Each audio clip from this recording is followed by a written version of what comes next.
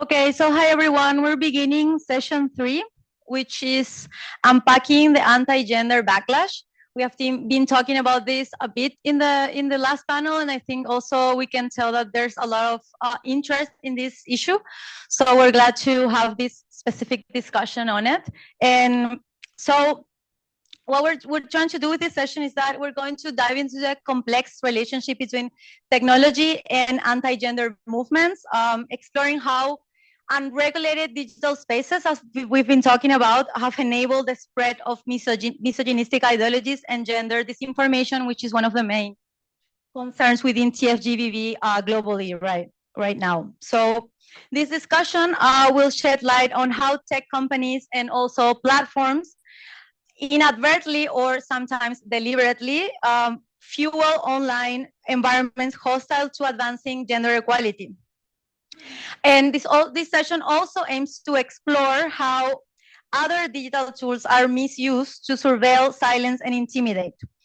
This will set the stage for collective strategizing for effective resistance, advocacy, and policy responses throughout the rest of the symposium. So we're very happy to have 3 very distinguished speakers. I have here Adrian Giovanni. He's team leader for democratic and inclusive governance in Canada's International Development Research Center, IDRC. We have Alex Arguelles, holistic security lead from Access Now, digital security helpline, and Naureen Shameem, sorry if I'm not pronouncing it right, is executive director and founder of the Noor network. So we're beginning to discuss these issues, where I'm going to give each speaker a chance to give their views on specific questions I'm going to be asking. And of course, at the end, we will have the chance to engage with the public, so you can also begin to think about what issues you want to be seen within this space and how can we keep continuing this conversation after the speakers. So I'm going to have the first question for Naureen. Naureen, are you there? Can you hear me correctly? Yes, I can. I don't know. Hi, Naureen. Thank you for joining us. So the question for you is aiming at setting the context. So your feminist network, Noor, recently released a report that examines the global trends of authoritarian and fundamental movements. Can you tell us more about its findings, particularly the ways in which technology is being leveraged to push out and amplify certain narratives? Absolutely. And thank you to Paloma, the conveners, and the fellow speakers as well. So to speak a little bit about the roots of this, I would say, like you said, in terms of the report, at the root of these anti-gender trends are fascisms and fundamentalisms, right? So understanding fascisms and fundamentalisms as contemporary political projects characterized by concentration of power, repression, and the construction of enemy others, right? And then, of course, in terms of our conversation here today, patriarchal oppression is like a central feature of all authoritarian forms of control, right? So we see gender and sexuality central to their ideologies, and also they mobilize around it tactically to build their base of support and power, right? I'll mention briefly too, I do think, just to situate ourselves in this conversation, that to understand and address the power of anti-gender forces, it's key to highlight some of the structural drivers and the common elements. So I'll just name, of course, ethno-nationalism, right, in terms of movements and parties. Securitization, we see the ways in which security power is translating into online surveillance, right? Of course, I mentioned theocratic and fundamentalist movements, and then the role of corporate power as well, right? So noting the economic incentive, especially to spread anti-gender discourses and gender disinformation, that role, that element of monetizing hate, and of course, the corporate capture of the state that we're seeing, including with big tech, like in the US and in other spaces. So with respect to the role of technology, in terms of our thinking, digital fascism, right, is sort of like a through line, right? So we're seeing anti-gender forces focus on and the use of online affordances as being central to their project, a major site of power. And with digital fascism, it's where we see anti-gender hate, exclusion, violence being amplified through algorithms and social media platforms, that reward and amplify, of course, repeated misogynistic content that's generating engagement. And that includes both overt displays of online violence, And then also, of course, the insidious use of surveillance tech to monitor, intimidate, and silence feminist organizing and dissent. I'll mention maybe a little bit as well several overarching anti-gender strategies that we've been seeing at play, right? Of course, so in terms of gender disinformation, in order to spread and normalize their agendas and narratives, aiming to become the new common sense, quote unquote. Since we were speaking about narratives, maybe to name a few of these common anti-gender narratives that are propagated online, focusing on life, family, and nation, focusing on activating fear, a sense of existential risk and revenge, and including, for instance, the protection of the family and or of children, including against the concept and discourses around cultural imperialism, spreading moral panic around the idea of gender, of course, in many spaces, traditional values, public morals, other discourses intended to police gender roles and expression and sexuality. The notion also of purification, right? Purification of the nation, where gender and sexual conformity are seen as symbols of national or cultural purity, and ethno and religious nationalist discourses, right? Citing to sexuality, either projecting or stigmatized queer, right? And then secondarily, of course, another piece is the deployment of distraction, right? And on, I'd say in terms of, including computational propaganda to try to flood the zone. So manipulation, deception, distortion of information to create confusion, and also effectively often blocking feminist discourses and messaging, bots and troll farms. And then maybe the last part of what I thought I'd speak about right now is sort of the different ways in which digital infrastructure are used for the repression of women in feminist organizing, where these just a couple of examples maybe where we're seeing digital infrastructure increasingly deployed to incite violence against feminists, women, queer folk, to erase them from the public sphere as in terms of seeing what the agenda is, right? Certainly, I mean, we see it in many different spaces and regions with political parties. An example is starting in 2017 in India with the BJP government and the development of information technology cells, IT cells, right? A formal department, as we see in several different countries, managing widespread social media campaigns, and here including misogynistic attacks on feminist activists and Muslim women in particular as well. Social media harassment, just to name a couple of instances there, of course, where activists are subjected to digital attacks spreading anti-gender narratives. So the 2019, for instance, International Women's Day march in Malaysia, where images of LGBTQ activists attending circulated on several social media platforms. They were then targeted online with sexist and homophobic attacks, and some were brought into police custody. And then in Pakistan, the Aurat March in 2021 also faced, and there have been several, an online disinformation campaign with several X hashtags accusing organizers of receiving foreign funds to promote Western agendas and describing them as anti-Islamic, where videos and photos of march banners were manipulated online to suggest the use of blasphemous slogans to push these kinds of attacks and campaigns. And the last two I'll mention maybe also seeing this kind of informant culture online, right? And the ways in which it also deploys some cybercrime laws. So seeing some spaces in which a combination of non-state actors working with several governments to stifle dissent and police civic space by leveraging these laws, which are designed to regulate online spheres. In 2020, for instance, there was the case with several female TikTok influencers arrested under Egypt's cybercrime law, using that narrative and the law of violating the values of family and society. And this took place after influential male YouTubers posted videos speaking out about their indecent content. So you see what I'm saying in terms of the informant culture. And in 2023, for instance, the Iraqi Ministry of the Interior launched an online platform called Balagh, encouraging citizens to report, here again, indecent content that violated public morals. And within a month, the platform received more than 90,000 reports. And maybe lastly, I'll say in terms of the ways we're seeing anti-gender forces sort of manifest online and pushing those narratives is, of course, anti-feminist alternative influence networks, the transnational manosphere, right? Breeding misogyny and violence. Of course, we've been hearing and talking a lot about how it's prominent in Europe and North America, Andrew Tate, Jordan Peterson. We're seeing content creators weaponizing the language of self-improvement to reinforce patriarchal norms and attack feminist narratives with the discourse that women specifically need to be put back in their place, that idea of returning to traditional values, right? And lastly, speaking of the manosphere and these alternative influence networks being transnational in nature, we're also seeing the manosphere spreading transnationally, right? Emerging, for instance, in the MENA, the SWANA region, right?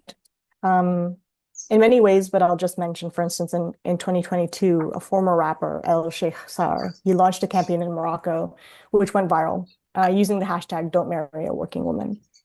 So I'll maybe conclude there, but I'm curious in terms of the next steps of the conversation. Thank you, Naureen. Thank you for those valuable examples of the manifestation. I specifically value the introduction of the concept you brought here for digital fascism, digital fascism, and its connection to imperialism, and how we're seeing this, national narratives, but also narratives that we thought we've passed on and are coming back as traditional and important new values that are actually all values, but reinforced within these spaces. So thank you for your intervention. We'll probably come back to more of that later on. And now I'm going to turn to Adrian.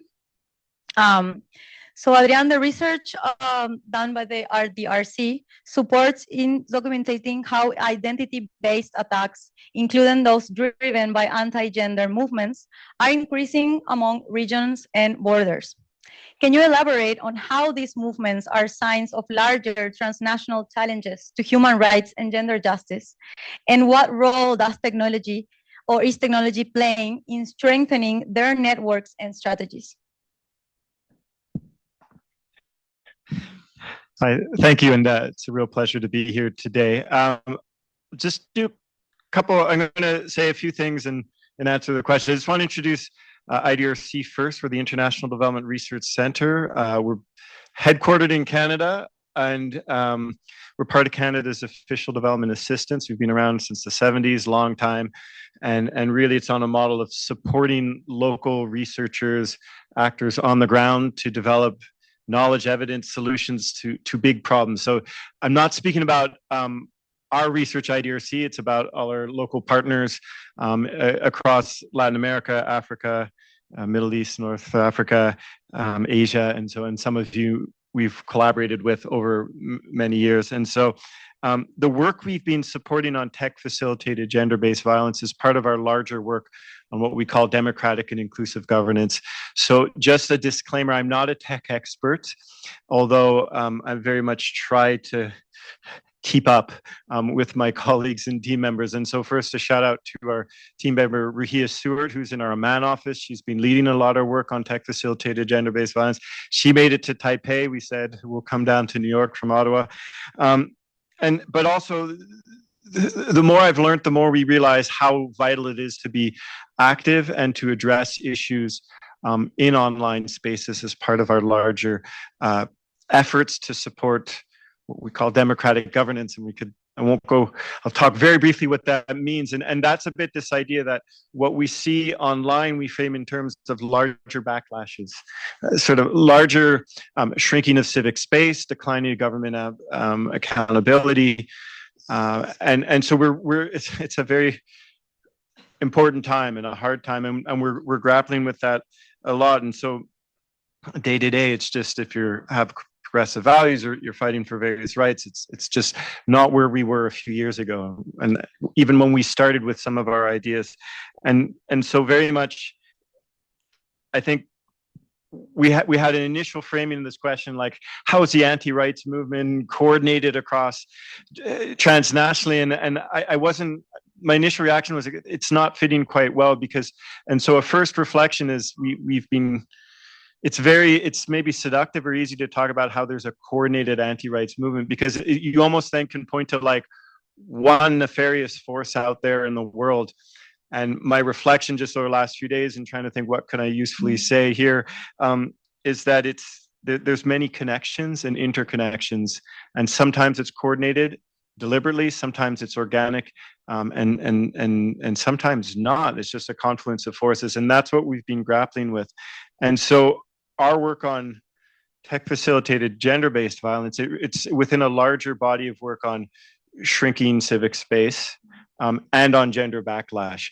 And so what does that look like? So there's just a larger threats and challenges to civic space. We heard earlier, like environmental defenders or the #1 human rights defenders under attack. We're trying to look at that and understand that, but then it does cross-cut with feminist activists, women activists. I mean, and it all kind of comes together. And for us, what we've seen clearly, and Naureen already spoke to it, identity has always been weaponized. And so that's the first connection of like, some of what we're seeing is not new. This goes back 80, 100 years, that identity, whether race, sexuality, ethnic origin, even there's many grounds, that has been used and weaponized for political purpose in previous periods. And so we've really started doing a deep dive on gender backlash because it's been so clear. For women's rights organizations, feminist groups, LGBTQI, we've seen a backlash, a rollback of hard-fought gains. And, and this is in the context of Beijing +30, which is all those discussions and negotiations happening right now. And so what we're trying to understand, though, and so we have just the on-ground space. Here's one connection: on-ground space and online spaces.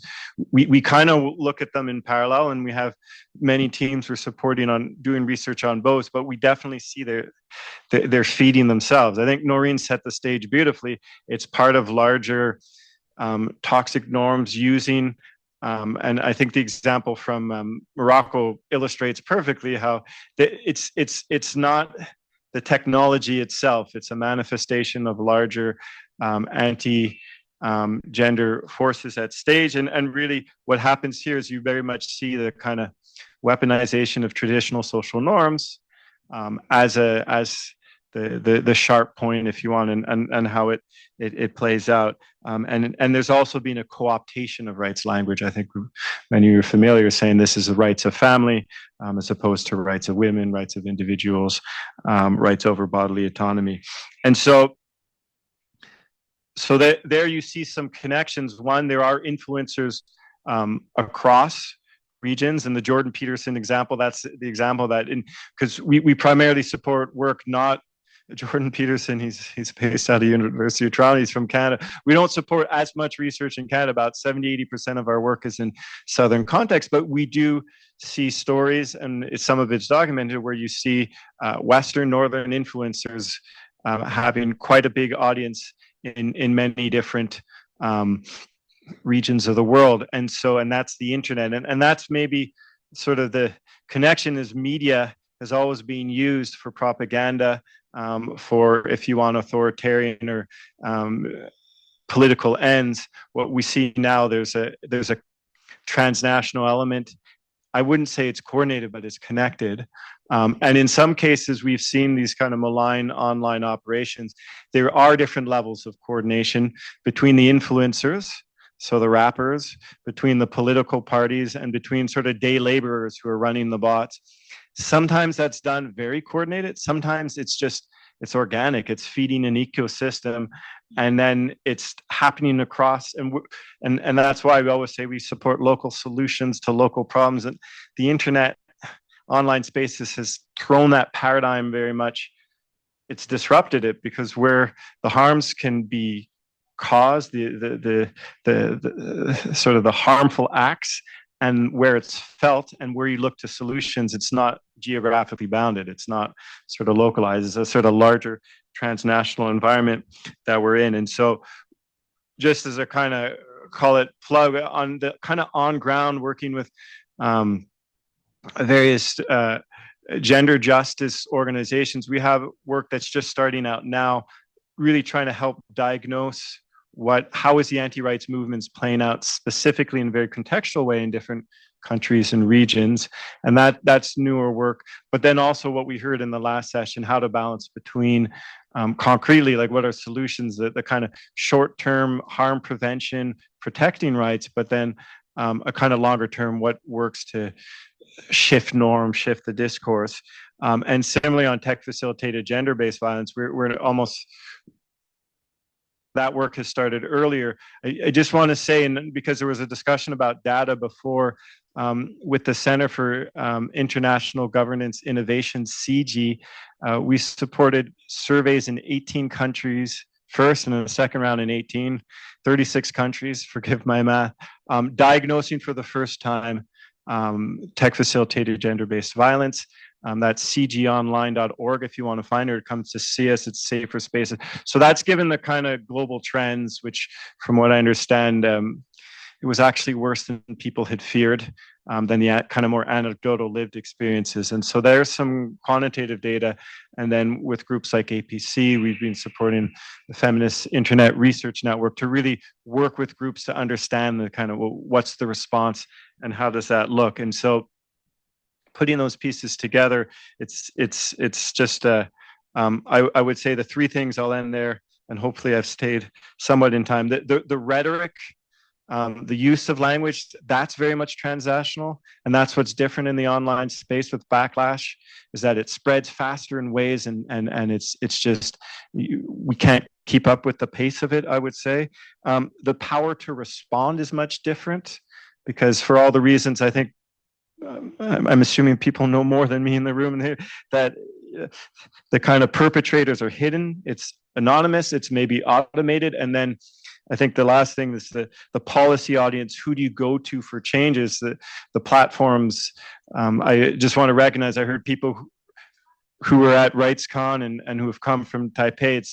It was not a happy moment. It was a hard moment. And so, like, who to go engage then for the larger kind of policy fix, structural fix of the act on the platform and the technology it's a very, I would say, diplomatic, unclear and uncertain moment. And so that's a bit how we're trying to think about coordination or connections of different forms of backlash, all within a larger paradigm of, you can call it democracy, you can call it, rights-based governance order, different ways to talk about depending on where you are in the world and what language really connects. So thank you.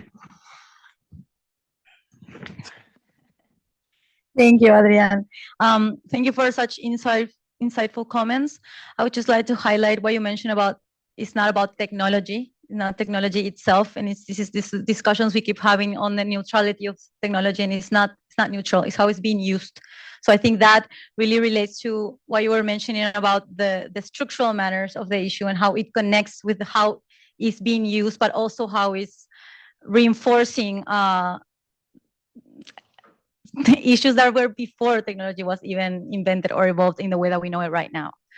So I think to take into account structural matters is key to advance towards understanding how to, not only how this is operating within the scene, but what can we do about it to combat it back, to fight the backlash, right?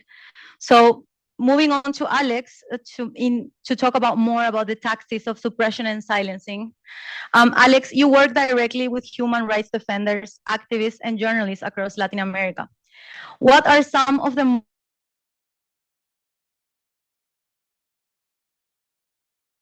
discredit progressive voices?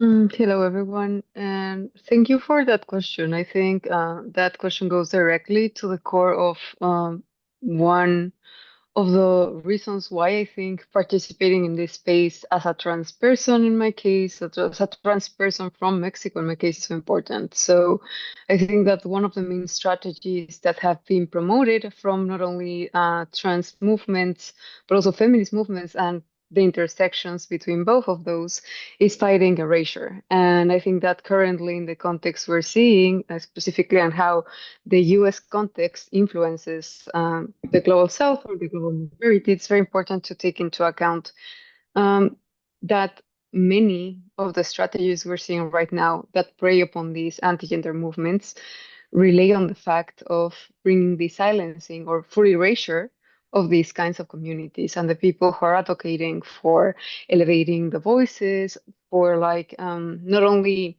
creating this advocacy or policy angle that could change different structures and forms of governance in the political side, but also to create other forms of harm response and awareness.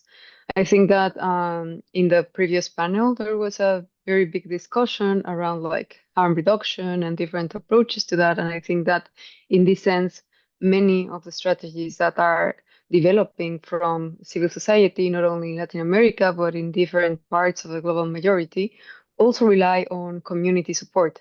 We've seen how, and I believe this was also raised by a person from IREX in the previous panel, as one of the people raising questions after the panel took place. Sorry if I'm speaking weirdly. I'm actually still in Taipei, so I'm working in a whole different time zone.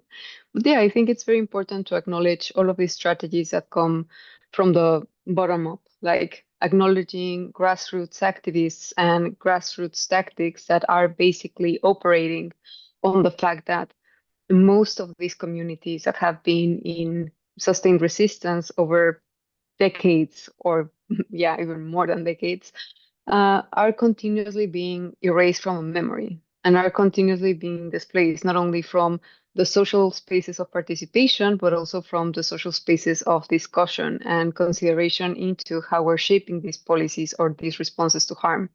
In this panel, in particular, we're speaking a lot about different ways to understand how anti-gender movements are taking shape. And I just want to really highlight something that Naureen said in the fact that these anti-gender movements that might take different shapes according to the different zones that we are discussing them have their roots in fascism and oppression systems. So for me, it's very important to keep a constant eye on how these power dynamics are shaping not only the positions and the possibilities these platforms have to manipulate or influence the public discourse, but also how these platforms operate within these larger systems of influence, larger systems of policy building, larger systems of even oligarchy, which I know is one of the big discussions that's been had in the United States. I think that, for example, the fact that these series of conversations, this symposium is taking place in the United States right now, it's very powerful. And I would love, like, I was able to look at some of the panelists that are going to be participating in this event, either online or in presence, but I think it will be very powerful to find this cross-movement solidarity ever more present right now to bring up and elevate trans activists and trans voices that have been like actually pushing for the acknowledgement of how gender-based violence goes even beyond of the experiences that are mostly centered in these conversations. It's of course very important to acknowledge all of the violence that's fueled by these misogynistic structures, but it's also very important to acknowledge that trans people, including trans men and non-binary people like me, have always been at the front lines of these kinds of struggles. And we've always brought like these other diverse ways to tackle these kinds of systems of oppression that affect all of us. So I think that that possibility as well to acknowledge this diversity and these differences amongst our struggles is something that builds up into this resilience. And I think that also to provide some sort of, not actually a closing statement, but some of the pillars that I've been looking at as the main core components of this resiliency within social movements that are directly tackling or have been directly documenting and fighting against these anti-gender movements are basically, yeah, and I've even like took notes of it.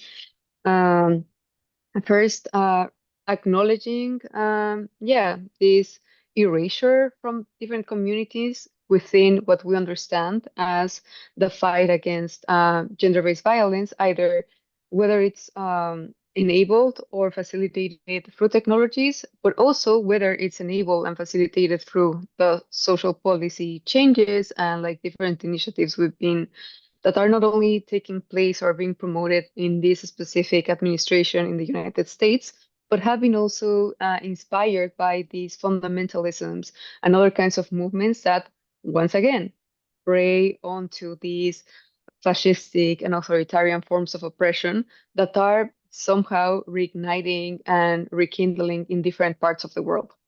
Another pillar that for me is super important is centering lived experiences, and not only as the lived experiences of people who have been targeted, victims, or survivors of these kinds of violence, but also to acknowledge, learn from, document, and hopefully level up all of these strategies that most of these people within these communities have used to survive and to thrive.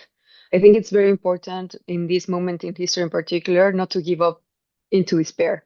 And I think that even some of the language and how it's being used to frame these kinds of tactics that are ever growing regarding how to create more pressure against silencing or creating this erasure around the people and communities that are fighting gender-based violence rely on the use of certain narratives that create panic and create fear of standing up, fear of organizing, fear of speaking about certain issues. So I think that recentering these experiences and bringing up a collective solidarity that shows that we're not afraid to stand up for what we know it's important, that we are not afraid to stand up to defend life and dignity for all, is fundamental to keep on tackling these kinds of strategies that are basically rooted not only in bigotry, but in hoping that one group of people is constantly oppressing another group of people and basically building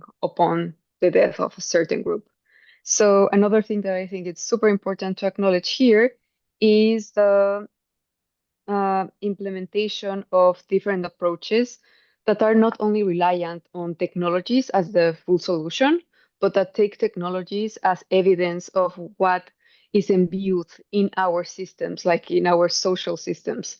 I think that having a holistic approach to tech enabled or tech facilitated gender based violence also conveys the importance of being more aware of how these harm reduction strategies should also be implemented in our societal structures.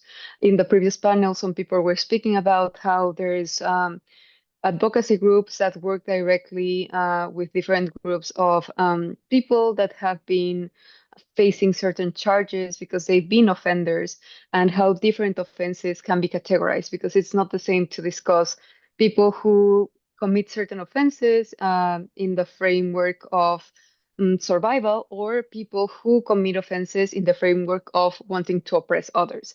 And I think that understanding these power dynamics and these systems of abuse and harm is fundamental to also bring those accountability strategies and skills to these other like more major spaces, because at the end of the day, if we're not prepared on a base level to acknowledge where power relies and how power can be abused, we're not really equipping ourselves to bring our best tools and our best like even talking points when we need to fight directly on the policy ground.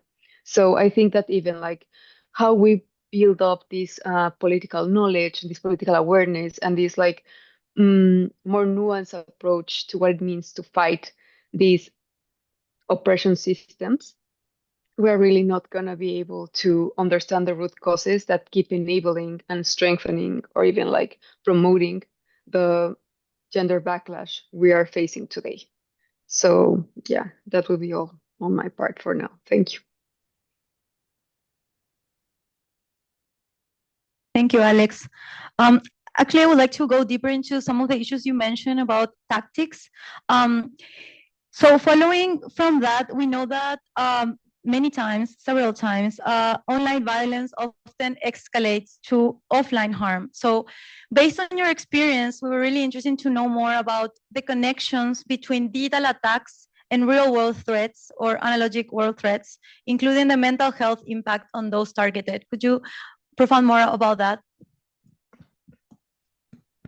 Okay, so this is a super tall order because Yeah, like particularly in my work within the helpline, like we provide support to people in different parts of the world. So it would be very difficult to make like a super brief version of the different challenges that are in different regions. But I would like to speak to the one that's more closer to my experience, which is the Mexican context. And I think it's very clear how we've seen the ways in which these kind of narratives around the stigmatizing trans people or even stigmatizing the feminist movement through the internet become ways in which this violence against these particular communities gets normalized. And I know that what I've just said sounds like super basic, but at the end of the day, people create this idea as a social acceptance of not only which kinds of speech gets to be silenced, but also which kinds of social punishment get to be accepted by society. And these kinds of social punishment could vary from denying people access to basic health services up to denying people access to the acknowledgement of their identities, as we were seeing, like in the United States, for example. So I think that if we connect these to mental health, we can speak more about the social determinants of health, for example. So when we know that certain communities are being diminished the possibility of having access to what will enable them to have the possibility to develop with the best of possibilities, those social determinants would eventually lead up to these people facing different circumstances in which this diminishment of possibilities would create certain mishaps that over time would not only make their experiences throughout life more difficult, but could also lead to other kinds of illnesses that are not only related to mental health, but can also be related to I don't know, lack of access to sexual reproductive health, for example, lack to access to economic development possibilities, access to education, or access to community even. So I think that it's very important to analyze that. Then again, like there's a continuum between what happens online and what happens offline. Like even though these violences have like different fallouts or may have different impacts, it, both of these are connected because like at least in Mexico, like we think about the access to the internet, for example, as a human right because it enables or it amplifies the way in which we exercise many other rights. If you have a community that's specifically targeted by the use of these internet or other platforms that exist within the internet, these communities will also be having a diminishment possibility to amplify or the exercise of their rights. So, yeah, I think that in this sense, if we think of the social determinants of health and how this also manifests in the digital environments, we could have a very rich approach to different responses and solutions, not only from a platform side or a policy side, but also from a societal side. And maybe start betting more on how we create more social power or lateral possibilities to tackle these situations that are not dependent on a policy change from a platform, but a more direct societal response to what we're seeing. And that hopefully could lead to much more awareness and much more appreciation and support and recognition of the work that women, trans people, and many other communities that have been historically marginalized have been doing to actually fight these systems of oppression that are now being empowered under these fascistic authoritarian regimes. Thank you, Alex, for sharing your experience and also for those important points. I think that the continuum you highlighted is key, not only to understand how it translates to digital violence, but also it translates back to the physical world, and how we need to take into that account the connection is key to really make holistic approaches that tend to not only to safeguard rights, but actually advance towards recognition of other rights that are very silenced, like the trans community. So I really appreciate your thoughts on that. So moving back to Naureen, we have been highlighting or outlining the scale and the complexity of the issue here, right? In the following in the last interventions, including yours. So, Considering these issues have been mapped out, what do you see as some of the most effective strategies feminist movements and gender justice advocates are using to counteract the anti-gender backlash, particularly in online spaces?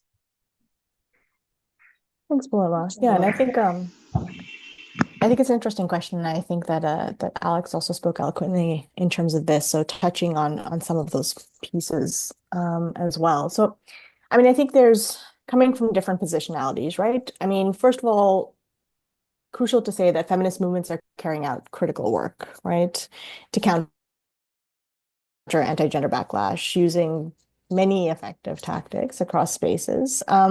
Looking at it kind of from the narrative lens, right, the discursive lens, operating online, but with that continuum of the offline to the online that you mentioned.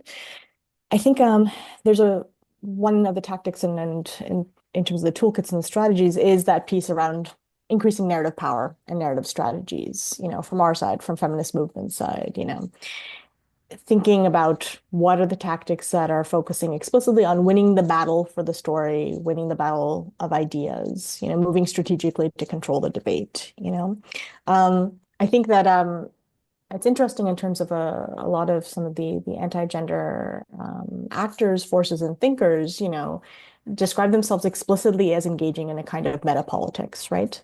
Where they're trying to increase the success of their political project, their fascist and authoritarian political project, by effectively diffusing ideas and values across society and aiming for them to be normalized so that they might be considered, as I mentioned, like a new common sense, right?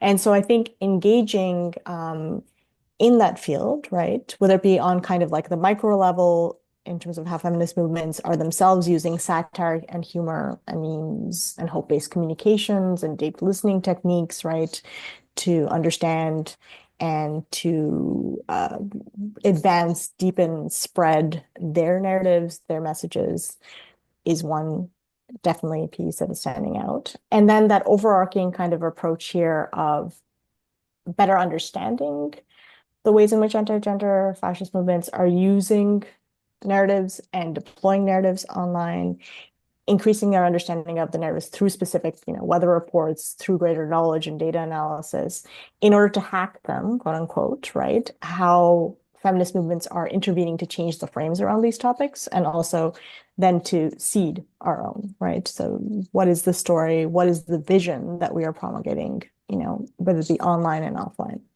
I think also mentioned, I know Adrian mentioned Fern, for instance. Feminist research, of course, is always and continues to be a really essential strategy in this field, right? So building and sharpening our knowledge of how anti-gender, fundamentalist, and fascist movements propagate using online affordances, including a deeper understanding of the full picture of platform monetization of hate. You know, what are the funding flows? And this can feed into something that I'll mention in a second in terms of sort of campaigns and strategic litigation, right?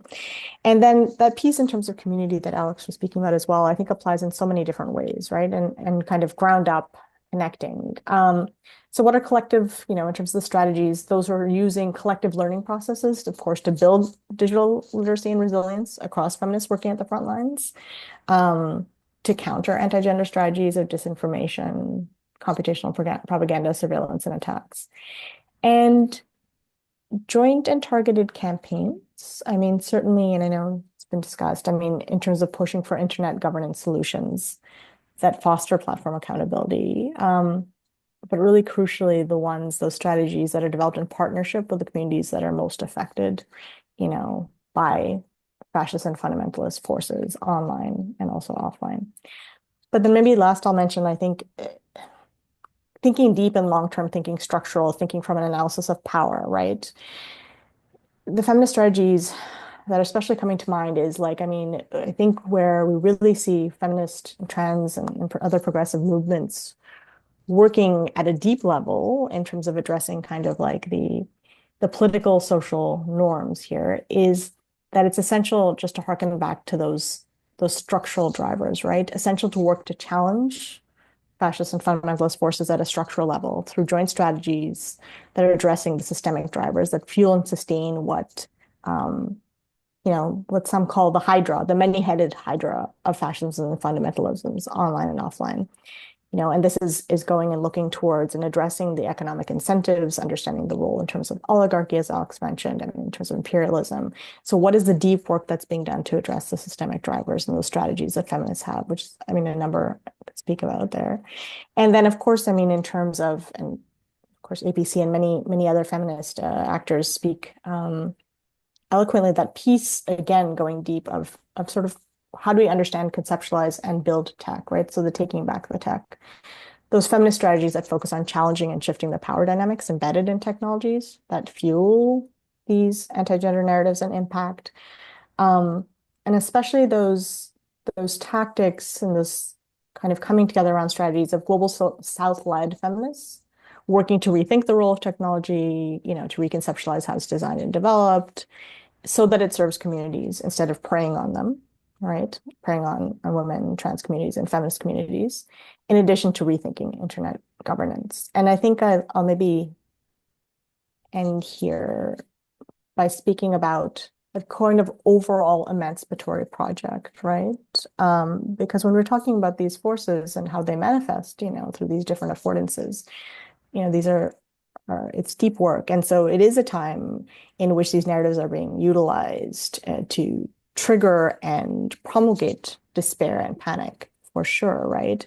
But even in crisis, we are seeing how these forces are capitalizing, in a sense, on crisis, right? Similarly, what is the opportunity in crisis for us? So I think that the feminist strategies, the ways in which we see feminists and other progressive movements organizing together, ground up communities, organizing across movements to build feminist and trans-feminist futures, right? Where we see these movements playing a central role in developing and amplifying and building transformative alternatives.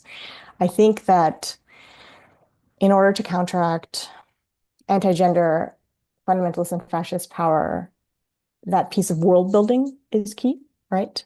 What is the world that we want to build? How are we building it together, right? We're faced with these forces, but what is the world that we want to build? And those concrete day-to-day practices we're doing, right, in terms of building it together within the cracks, right, and from the ground up.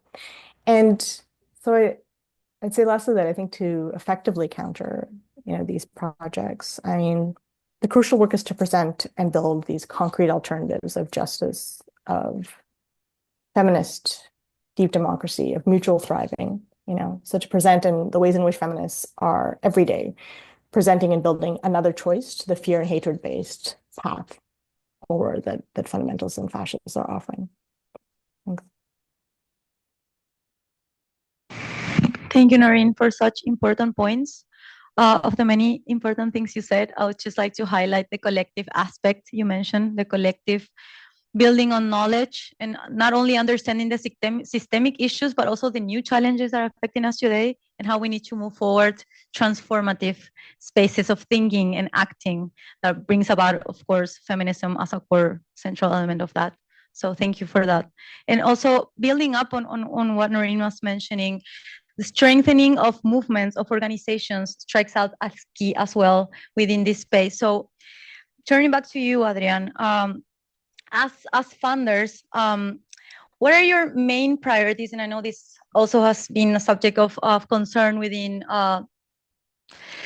collectively, again, within this space, and also has been brought up in the last panel. So what would you say are your main priorities in ensuring that TFGBV movement and the gender justice movement in a broader sense have the resources and the resilience needed to counteract increasing anti-gender rhetoric and policy? Great, thanks.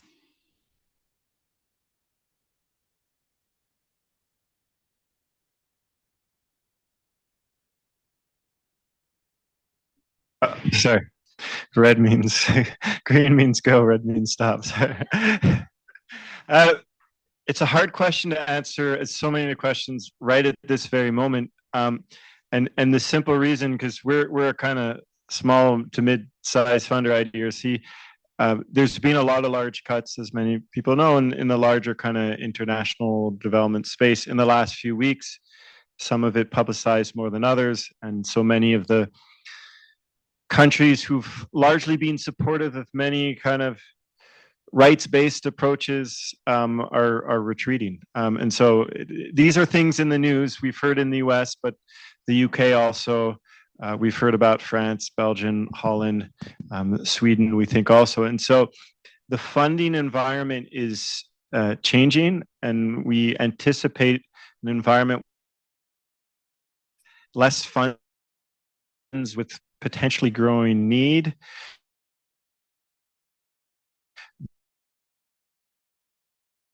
Value or impact of funding and human rights, and I'm putting huge concepts into one bucket.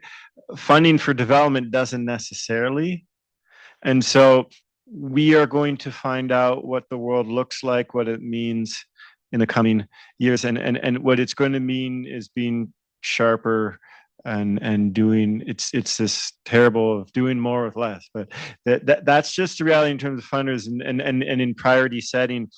And so when I think about sort of what's our priorities or how to situate this work, on what little thoughts I can give. One is that we're always struggling with that balance, and it came out really well in the last session on the kind of short term what's works and a kind of protective, responsive, even defensive stance, and the what's the larger vision building long term. And we've been largely in the first of like working with groups and civil society to try to document what's worked for protection, and hopefully you get some interesting progressive reforms along the way. We're thinking that the larger piece of, and Naureen, I'm just repeating a lot again of what she said, the larger piece of what's the vision, what's the larger change we're working for, that's something maybe to balance between that. That's within a larger vision of what's the future for democracy in different regions, or progressive values. Again, there's many ways to frame it, and so there's still lots to be done about what works. And Aisha spoke about it before on many fronts. There's a lot to be thinking about coalitions or alliances and networks to share tactics. That's for us a scaling strategy. Bring people together from different parts of the world to share their tactics and strategies, because we'll never be able ourselves to support all the evidence and data and problem solving and solutions that you can do. And so bring people together. And what we're finding is there's a long tradition of that in kind of liberation movements and struggles, but we're actually finding and it was said really nice, creating a comfortable space in chaos. It's actually important that was from before, and I forgot it. That's an important part of a kind of theory of change and of alliance building, is break the isolation. That's part of a political strategy. And so those are kind of priorities and more mechanisms, more the how. I think, and we have these discussions within our team. It's always a question of finding a balance between the highly important yet highly specialized focus. I would put tech-facilitated gender-based violence in that. It's in a sense, when I really hear about what people are trying to do, it's highly specialized, super important. There are many elements like that. And when we set our priorities and we try to think like, what can we do with this many funds as a few drops when we're looking at oceans of problems and need, is how to find that balance between the highly specialized and the larger framing, and what are the interconnections. And so some of that means, I think on what's the future of the internet and online spaces and democracy is, to me, I think an important framing to think about for some of this work. And I think it's the kind of larger tent coalitions and framing, just because there may be need for new allies. One, practically because there's less funding to be able to just take each issue in its full specialized beauty. But then the flip side, maybe that's actually the diagnosis of what's needing. Instead of so many specialized communities, it's about a larger project in the future. And I think a second one then is about simplifying language. And it's the narrative building element Naureen spoke about, is how do you reach people on their own terms to understand the importance of language. And so there's a lot of lot of talk of storytelling and vernacularization, but it's really then about actually communicating the issues and the need that push backs against very negative narratives. The kind of what we've seen in a diagnosis of attacks on civic space is that oftentimes the attacks are against groups who don't actually pose a political threat to the government in power. So they don't hold power, but it then has a chilling effect. So it's a very crass beatdown.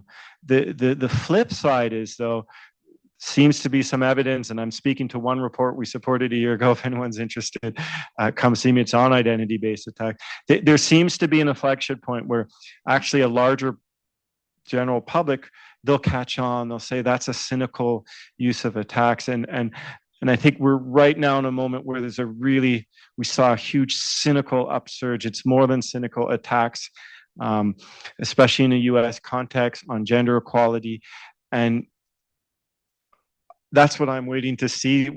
Do people catch on?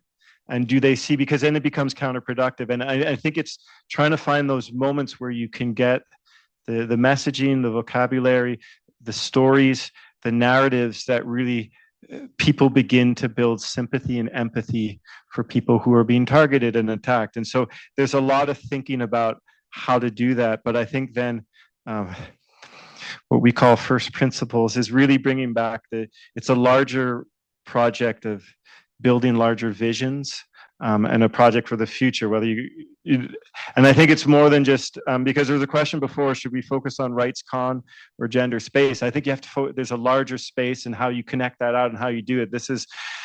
I'm asking questions. I don't pretend to have the answers, but because we're really like, what's the future of democracy? How do you build a more middle ground where people can come together in a polarized environment?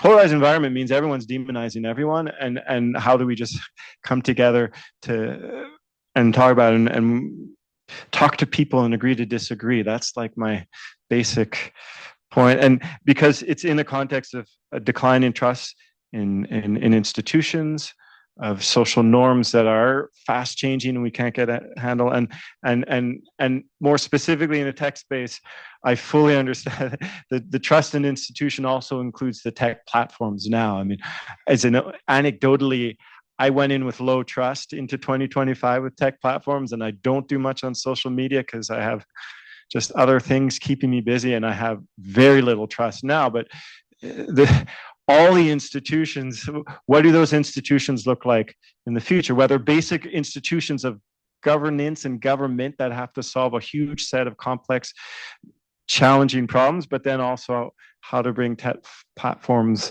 along with that and reach it. That's a very huge problem. That's the structural problems, because we say we got to solve the structural problems. I'm trying to break down, what are the structural problems? And then there's just a larger story, and I'll end there just to throw it out there about rising inequalities in societies. And that's an economic issue as much as a social and a political issue. And it got exacerbated coming out of the pandemic. And I'm not this is where that's driving so much of the political disruption we see right now. It's actually an economic story.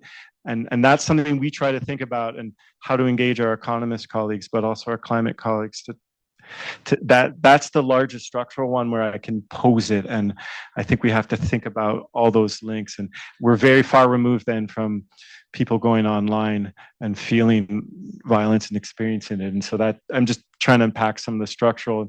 And so prioritizing then, I think, is being situating that work with some of the larger structural issues and building bridges, building coalitions, alliances. That's some of the questions we're posing IDRC in our work on democratic governance, and we're trying to understand then what does that look by supporting Southern led processes in the coming years. Thank you. Thank you, Adrian, for saying such an important the complexity of our now world, right? So I think what you mentioned, I think is key to understand that in order to advance, we really do need to think about the structural interaction as well, to understand the new challenges, and from there be able to establish priorities. I agree on that view. And also to take a chance to appreciate the work IDRC has done to support organizations. So I would like to take now the first of all, thank you to our wonderful speakers. I think you all brought some crucial, key, important points to keep on this discussion through the next days. But I really would like to give the opportunity for the audience to make questions.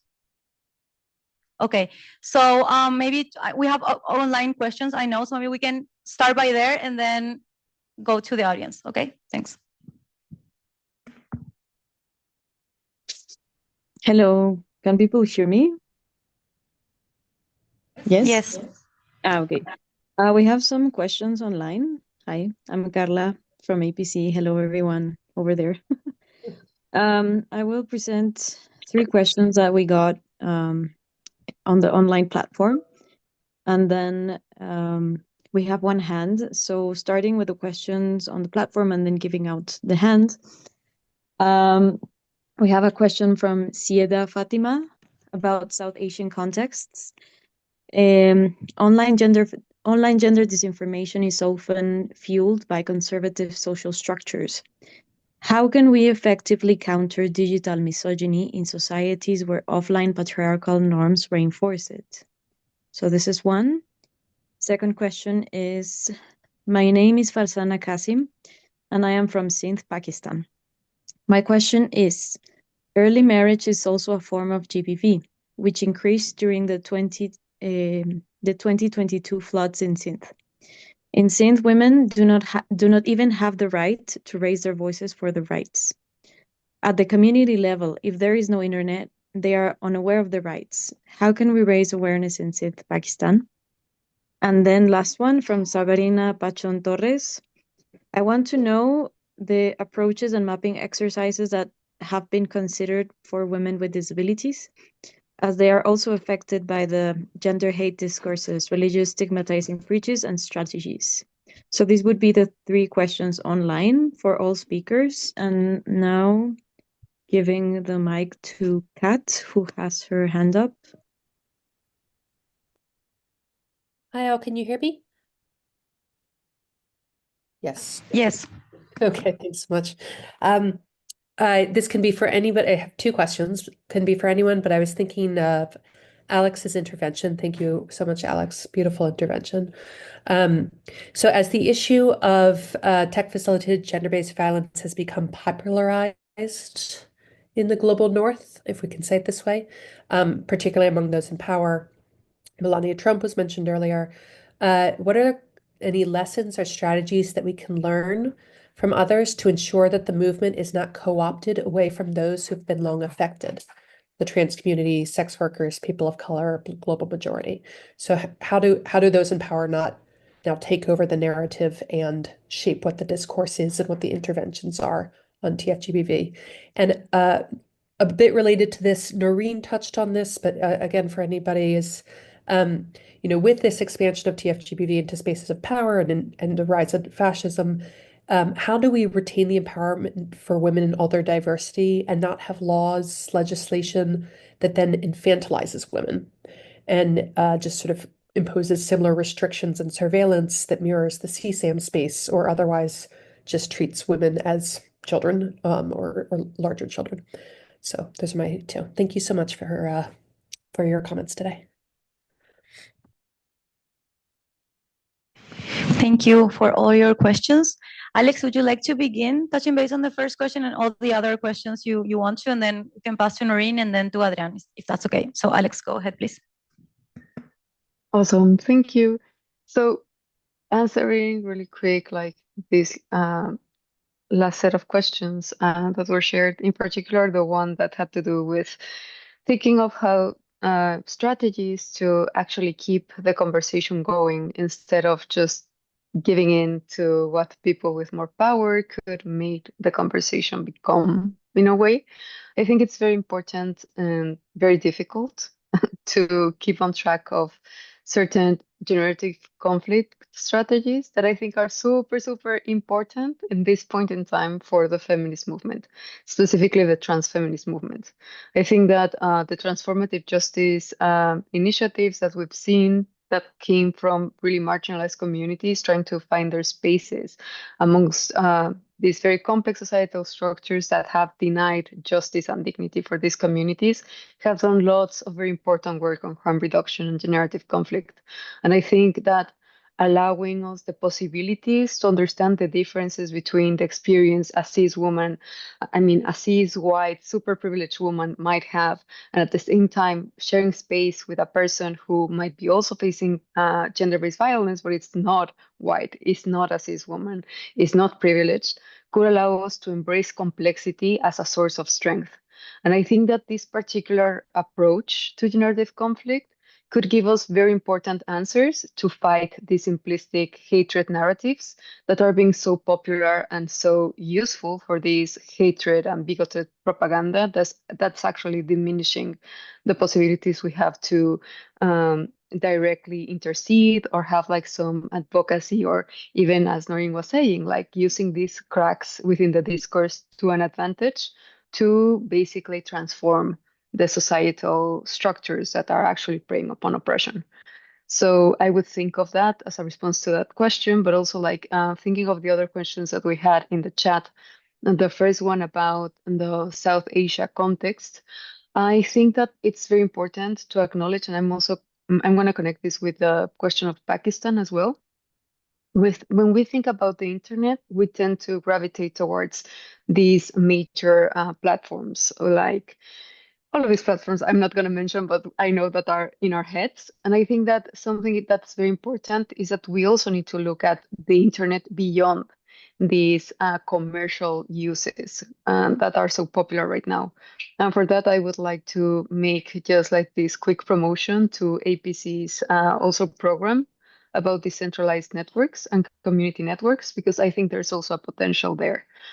The ways in which we convey communication, messages, or other forms of connection do not need to pass specifically through these kinds of platforms. And I think that bringing that awareness could also give us like new ingredients to think of possibilities to go past these barriers that are so intricate within these oppressive societal structures, or even these patriarchal, misogynistic ways that have also shaped these platforms that we are so used to think of when we think of the internet. So I just wanted to make a quick shout out to the deep web movement, or the decentralized web movement, because they've been doing like lots of great work even in South Korea to provide these other means of communication that go beyond the internet, but also rely on ham radios or other sorts of short wavelength communication to bypass these constraints on communication that are sadly also common in the general use internet we see. And for the last question made by Sabrina Pachon, I think that in this specific regard, I always think of this phrase, nothing about us without us, that actually came out of the disability movement. And I think that it's very important to think of these mapping exercises as generous efforts, but also acknowledge that they can be biased, because it's impossible to think that all of the people are going to be aware of everything that's happening outside their context and in the world. But I think that it's important that people within each community or the same communities are empowered and are willing to put themselves out there. And I know that this might sound really kind of silly thinking of the many risks we're facing, but I think that now it's the time to use every venue we can to make noise and to make the world aware of our existence. Because what I was saying before, this component of erasure in different spaces and narratives is a way in which these other narratives that are stigmatizing, that are building us as these enemy others, Naureen was mentioning at the beginning, are taking like so much popularity. So one very easy, quote unquote, easy way to fight that is being able to take these mediums of communication, like take back these technologies, again, like linking to APC's campaigns, and actually make use of these tools to put ourselves out there and hopefully create connections or make other people know that they're not alone. And in that, being not alone, fighting isolation, sorry, as a way to promote hope, promote belonging, and hopefully promote a radical transformation of this inertia towards the descent of dignity and life we're facing nowadays. So those would be all of my answers. Thank you. Thank you, Alex. Naureen, please go ahead. Absolutely. Yes. No, I think, I actually really, in terms of Catherine's question, I wanted to echo what you said, Alex, is nothing about us without us, right? So when we're talking about the infantilization, right, of women, right, and really, transgender expansive communities by a number of these laws that do exist, like some of the cybercrime laws and so on and so forth, which do have as their purpose infantilization, I would just say also, right? And also have as their purpose, like what we've been talking about, which is that clampdown in terms of the public sphere, which is that clampdown in terms of movements and trying to suppress feminist organizing. So I think it's very much about seeing what the roots are actually, what are the actual objectives of that legislation, right? And then so what to do is I think in terms of what we've been discussing, how it is deeply crucial for any of these forms of legislative apparatus or in terms of regulations to be informed by the movements that are impacted, to be informed by the communities, right? To be developed and springing from them, and including those that come from an anti-carceral approach and have been cracked down on for decades, beyond decades, really. I think that's essential because we see two kind of parallel discourses, right? Like the one which is focusing in terms of addressing root causes and protection, but then the one that is instrumentalizing and co-opting that, right, to do precisely the opposite and to attack feminist movements. And then I'll maybe mention just last two, in terms of some of the pieces around the ways in which we're seeing these norms manifesting, both offline as well as online, and what to do about that.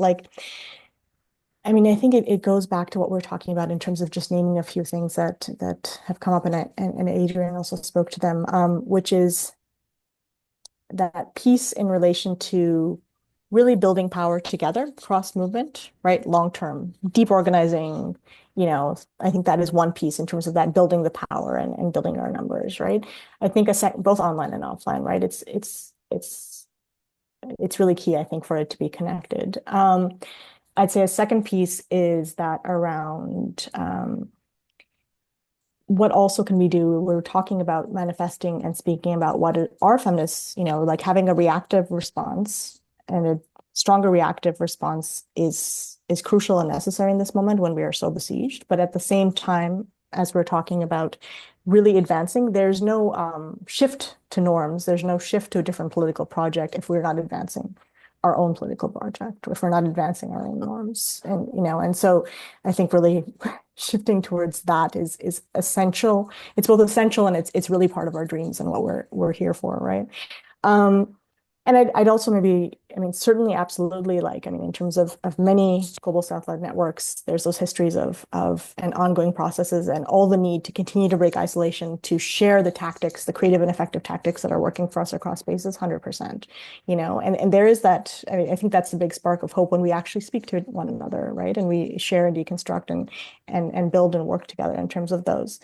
And maybe the last thing I'll say is, yes, and just harkening back to the fact that there are decades of feminist organizing against, say, fundamentalisms and authoritarianism, right? So what are those histories of resistance? What can we learn from them, right? Whether it be working through progressive religious approaches, whether it be working through, discourses around secularism, whether it be in terms of building those long-term strategies, and then always being grounded in terms of also, often there's many factors, but often these kinds of norms and these projects, the kind of narratives that are frontlined, are very focused on fear and moral panic and inciting those, right? But what is behind it? They are emerging from, fascism and fundamentalism are emerging from the fault lines that exist, right? Including those gross inequalities. They're driven by those. And so I think coming back to what can we do in terms of focusing on those roots and bringing our movements together in terms of focusing on those drivers. Thanks. Thank you, Naureen. Adrian, would you like to address some of the questions? I don't have too much to add. Maybe just one reflection, and because it's come up in some of our discussions in our teams, and it's a point about geography almost, but it's almost a point about north, south, west, and not some of what we're feeling and hearing now. I wonder, or even worry, how much is it because it's happening basically North America, Europe, quick changes, because I'm of an age, a generation where we just never thought it would be us, or maybe my positionality is I was naive to think we don't have to worry about that, because I have grandparents who lived through the world wars, and I'm old enough to remember the kind of legacy, what that meant, and we just thought, okay. But because in our work at IDRC, we work so much across regions, across countries, many of our what we call valued, trusted partners, the group we work with, they've seen many cycles. Cycles of crackdowns, repression, but then renewal. And so that's, I think, what we're trying to understand now, is how much is it just because it's a moment in time where, like, okay, don't be so kind of naive and decadent, we kind of took things for granted and we've got to just revive earlier fights in the North and West. And then we really think we're going to learn a lot from from other regions and other countries where that's just been daily life for many recent decades and not many decades ago. Or how much is it really what we're seeing in different regions that we hadn't seen, where we had alliances across different countries? The transatlantic alliance, for example, seems to be under stress.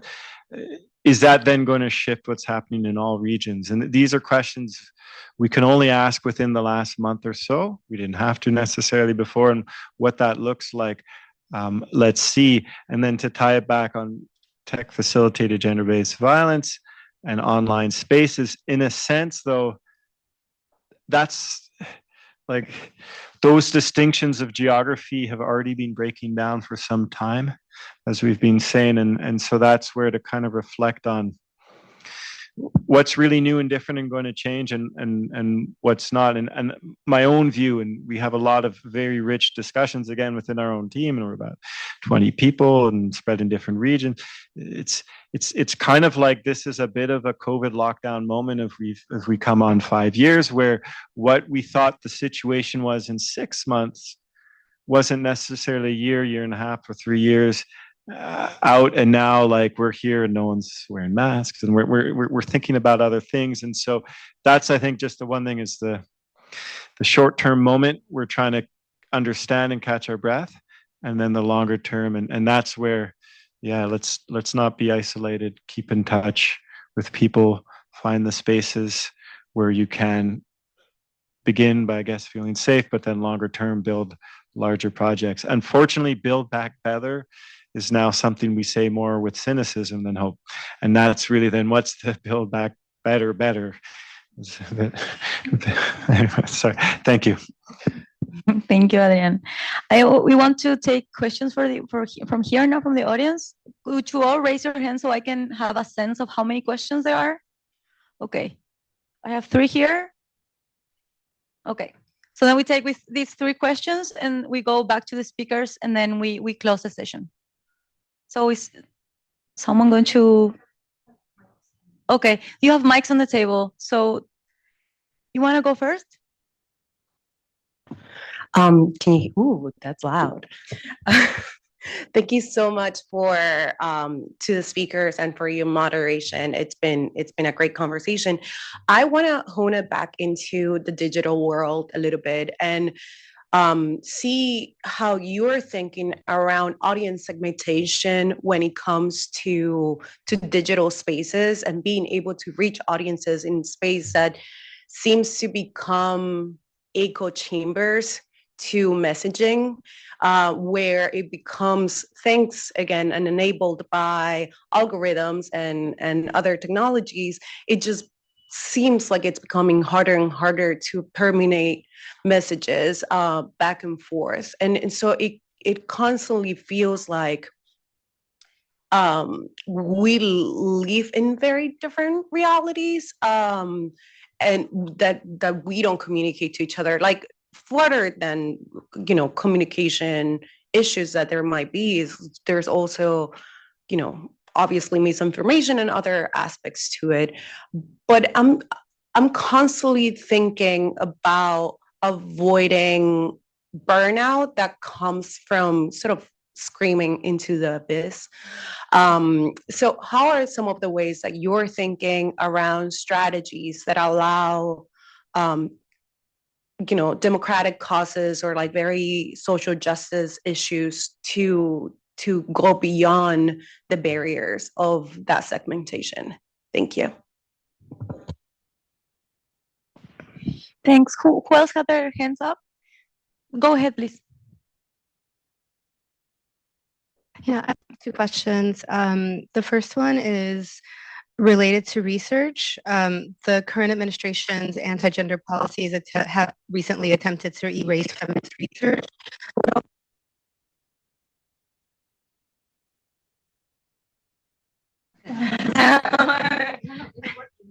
Oh, now it's back on. Never mind.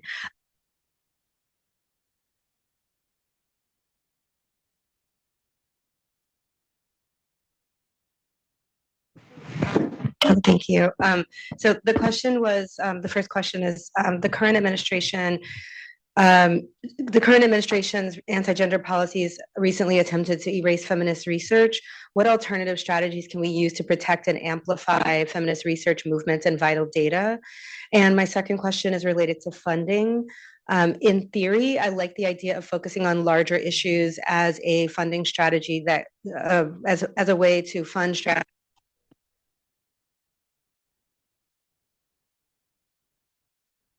Be louder.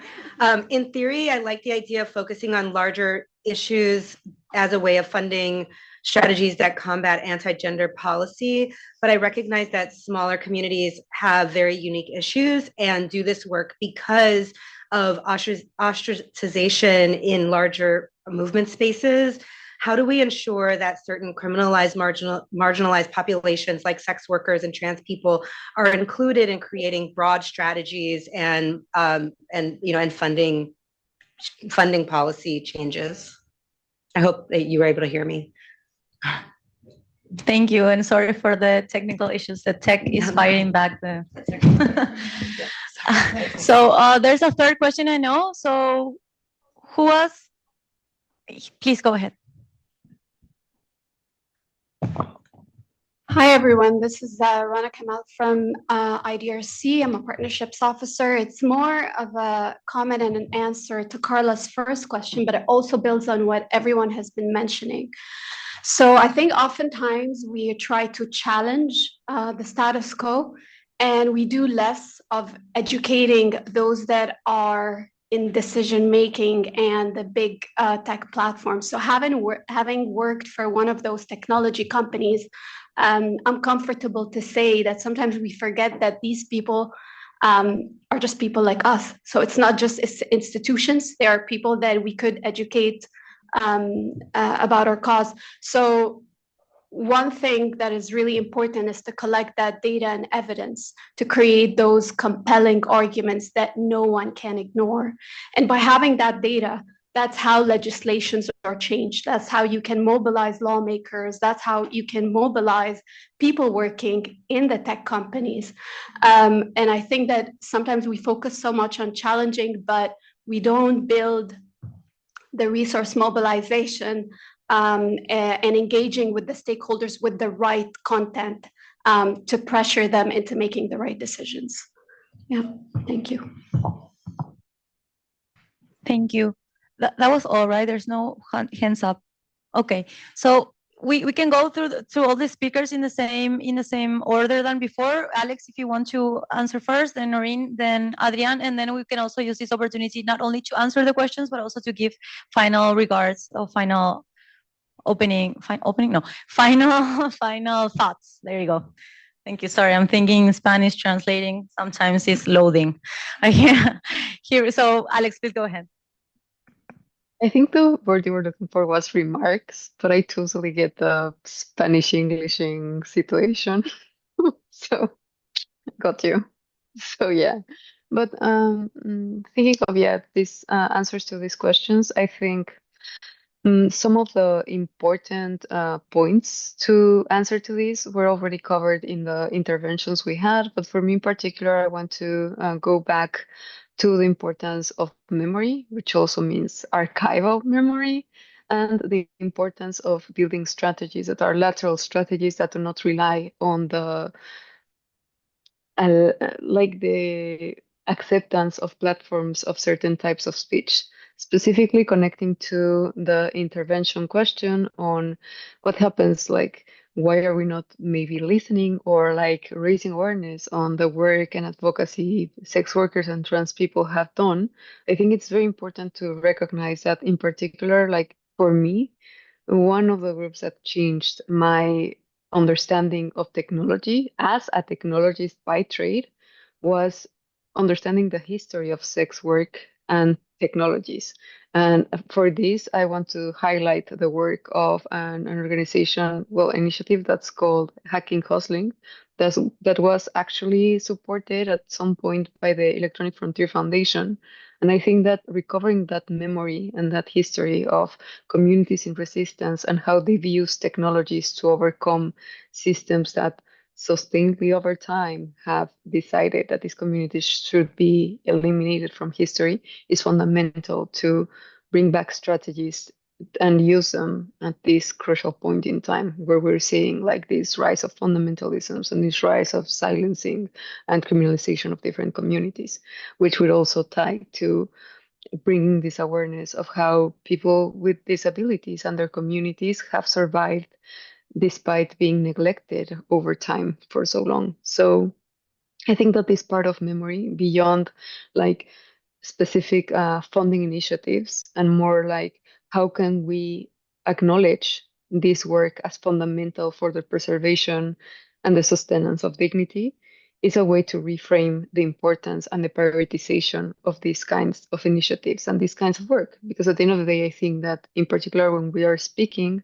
about gender-based violence, we also need to acknowledge how care and maybe the caring of memory has been also gendered and has been also erasured and has been also diminished throughout history. So I think that this is another dimension in which we should check what do we understand by gender-based violence and the role technologies play in this. So for these, no solutions, but maybe as a closing remark, it's very important that we learn how to use technologies also to like project the values we have and to actually find transformative ways to engage not only with technologies as tools for communications, but also technologies as tools for survival. And I want to emphasize this, technologies as tools, never as solutions. Because if we start thinking again or playing this game of technologies as solutions, we've already like given up our autonomy and our potential of making choices to whoever decides how that technology is going to be managed or produced or who's going to be behind the code that creates that technology. So that will go for me. Thank you for the space. Thank you, Alex. Can we then go to Naureen and then to Adrian? Just I'm going to ask you to try to be brief because we have so little time. But that's the only reason, because we will keep on going forever here. But please just go ahead. Absolutely. No, I will be brief. And thank you. I mean, this has been such a rich discussion to the speakers and to all of you. Yeah, I'll just say maybe, I mean, really briefly, trusting movements. I mean, I think in general is just a through line, right? Like I think it applies to every question here, right? Including the funding piece, right? Like, so I mean, certainly it's movements that are going to shift the needle, even if we're talking about specific focus points or targeted kind of research, working in terms of being informed by and working with and supporting from the ground up feminist, trans, and liberatory movements is what's really going to push it. So I think that's really key in terms of how to approach the funding piece and how to approach, you know, honestly, the organizing piece and how that informs all the layers in relation to legislation, policy, campaigns. And maybe I'll lastly say is that, okay, so we are talking about these regressive, powerful forces of fascism and fundamentalisms, right? But to go back in terms of the historical aspect, and I liked what Alex said in terms of memory in many different ways, but fascisms have ended before. We have fought and won before. And I think that that is maybe just a last piece to bring in into the conversation from my side that would inform us going ahead. Thanks.